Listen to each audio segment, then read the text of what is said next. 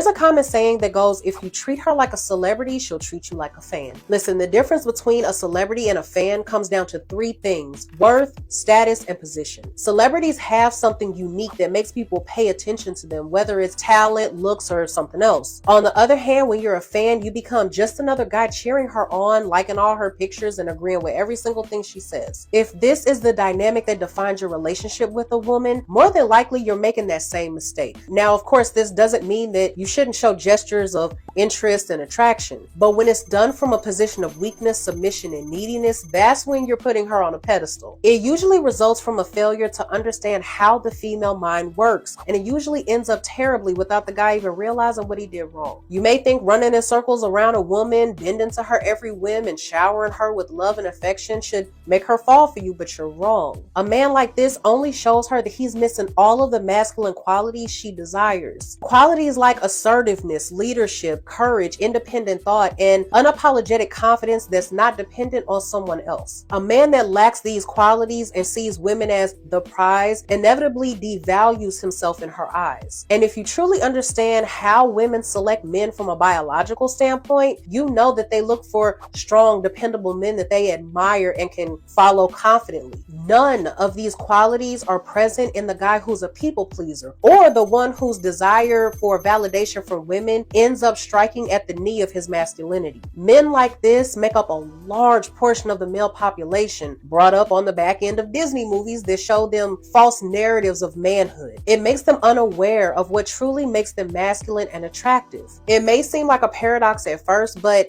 this is also partly the reason why a lot of women fall for the bad boy type. These guys do swing to the complete opposite side of the spectrum, but the draw for a lot of women is they display a degree of masculinity and assertiveness that make them desirable. Real women don't want to be put on a pedestal. They don't want a man that defers to them for every decision and centers his entire life around them. A man like this is exciting precisely because he holds his own frame and he makes the woman a part of it.